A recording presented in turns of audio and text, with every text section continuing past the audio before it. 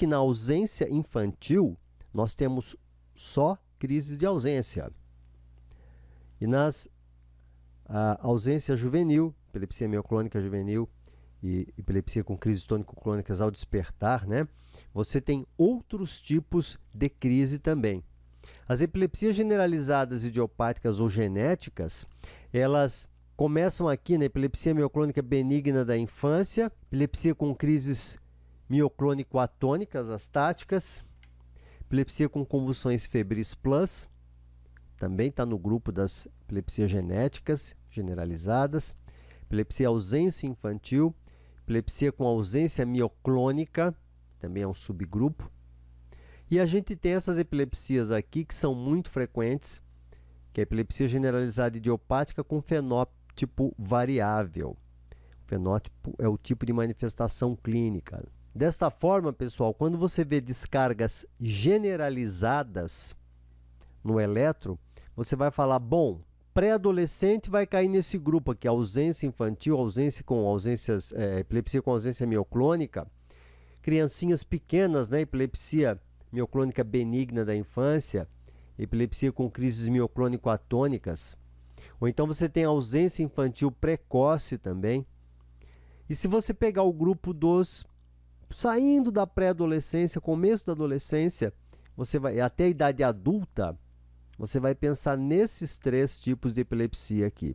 É assim que a gente entra no contexto dessas síndromes epilépticas, é assim que a gente vai trabalhar com essas síndromes epilépticas, né? Que você vai imaginar quando você vê uma atividade de base boa, uma atividade de fundo boa e descargas generalizadas. Vamos começar vendo uns exemplos aqui, que eu peguei até no YouTube mesmo. Vocês vejam que interessante, caso dessa mocinha, ela está explicando que ela está fazendo o vídeo e de repente ela para. E já volta. Então ela teve aqui uma pequena ausência. De novo. E já volta de novo. Vocês notam que interessante, né? Que atrás dela tem ali um ventilador rodando, né? Abaixo da lâmpada de teto. Ó, nova ausência de novo. Isso aqui já faz um fotoestímulo. Que também complica mais. Além dela ter acordado há pouco, olha a outra ausência aqui. Além dela ter acordado agora, ela tem esse fotoestímulo aqui intermitente que faz ela ter mais crises ainda. Aí, uma nova crise, até com uma pequena mioclonia agora. Então você nota que aí parou novamente. Nesse tipo de paciente com epilepsia mioclônica juvenil, ausência juvenil, epilepsia com crise tônico-clônica somente, olha aí, parou de novo. Você pode ter nos três tipos. Essa discussão é ao vivo? Sim. É ao vivo. Hoje é 1/10/18. Agora é 21 e pouquinho, né? 21 e, sei lá, e 5. E 05. Você achou que estava falando com um robô, né? Que tinha um robozinho aqui, que era só gravado, né? Mas não é não. Eu faço sempre ao vivo, né? Faço essa live, mas essa aqui é ao vivo. Você pode tirar dúvidas, inclusive, se quiser, né? Pode escrever aí, eu respondo para você. Bom, então vocês estão vendo aqui as crises, olha só, outra ausência. E vocês estão vendo que é muito curtinho a ausência dela, né? Geralmente dura menos do que 30 segundos. É uma ausência típica. Ela para, enfim. Então esse é um tipo de crise de ausência que a gente vai ver no contexto da epilepsia mioclônica juvenil. Essa outra jovem aqui, por exemplo, ela acabou de acordar, opa, e tem uma mioclonia aí. Ela tem uma mioclonia. Deixa eu baixar o som aqui. Esse tipo de crise mioclônica, muitas vezes, se você não interrogar o paciente, ele não considera isso aqui uma crise. Então, o jovenzinho que teve uma convulsão, a primeira coisa que a gente faz é de manhã, quando você acorda ou após tirar uma soneca, você não tem um susto, não tem um abalo, aqui ó, não tem um soluço, Isso é uma mioclonia que ela acabou de apresentar, né? Então você tem que interrogar o paciente, porque se ela fala que tem um abalo mioclônico e que teve uma convulsão próximo do despertar ou após despertar, você já pode começar a classificar o paciente nessas síndromes. Você faz um eletro, e o eletro ele vai ser uma confirmação para você do quadro clínico. Então você trabalha com o quadro clínico e você trabalha com o eletrocefalograma para diagnosticar esses padrões de epilepsia. Não é difícil, porque são epilepsias muito comuns. Quais seriam as dificuldades que a gente teria aqui então? Praticamente nenhuma. Praticamente nenhuma, né? É identificar o tipo de descarga. Nessas epilepsias, então aqui a gente tem, ó, artefato, isso aqui é artefato só. Você tem atividade aqui de, deixa eu mudar aqui a montagem para o padrão, né? Referencial completa, não tem as extras, porque é um traçado de fora. Então não tem eletromiograma também. Você vê uma atividade de base, vocês acham que está boa ou não? Está ruim? Aqui nós estamos com um probleminha no eletrodo de OZ também, né? Eu não sei se está desconectado ou se a gente está com um probleminha. Mas no restante a gente vê que os canais estão todos funcionando bem. O que vocês acham da atividade de base? Vigília ou sono, pessoal? Começou em vigília, né? Agora aqui, ó. Sono. E aqui, olha só. Sono, perfeito. Aqui, o que é que a gente vê muito frequentemente nesses pacientes, né? A gente vê essas fragmentações assim. Isso é que pode confundir a gente um pouco. Então você vê, por exemplo, um traçado. O paciente tem uma epilepsia, vem com o diagnóstico de uma convulsão. Caso aqui, 16 anos. A pessoa vem com esse tipo aqui de alteração, você não vai dizer que você teve uma descarga ponta-onda aqui, nem focal e nem generalizada, porque a amplitude aqui da descarga, aos 7 microvolts por milímetro, é muito baixa. Parece que tem uma pontinha aqui, né? Principalmente aqui do lado direito. Mas pode ser um artefato isso aqui? Pode ser um artefato. Então, quando é que a gente vai fazer um diagnóstico?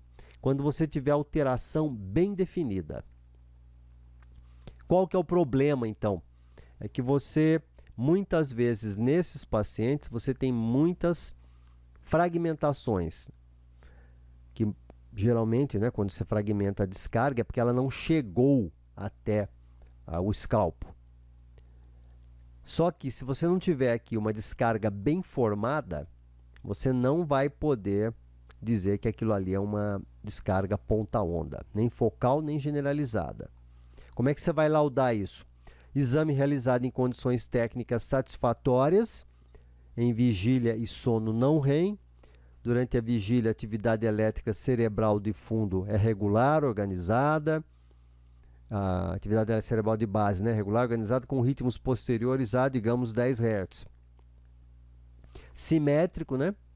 Durante o sono, observamos os grafoelementos próprios do sono. Você vê que as ondas agudas de vértex direitinho, você vê que tem uns fusos, tudo certinho, né? Tem o gradiente direitinho, antero-posterior aqui bem discreto, mas tem. E muitas vezes você não vê mais nada. Aí você fala o seguinte: durante a captação do exame, durante o registro, observamos um episódio ou vários episódios de fragmentação do traçado durando 1 segundo, meio segundo, 2 segundos, aí vai depender muito. Então observamos durante a captação, durante a gravação, um episódio ou vários episódios de fragmentação do traçado. Entretanto, não pudemos visualizar nenhuma descarga por ponta ou onda aguda bem definida.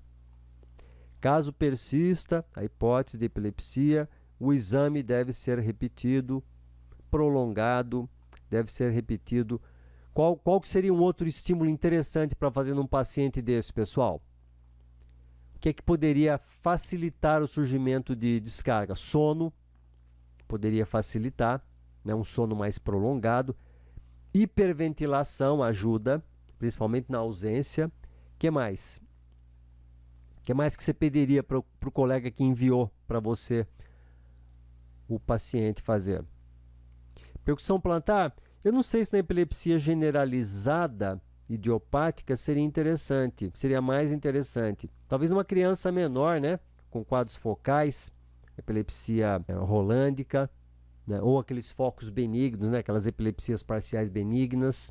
Aqui é interessante, o que é que desencadeia a crise no adolescente?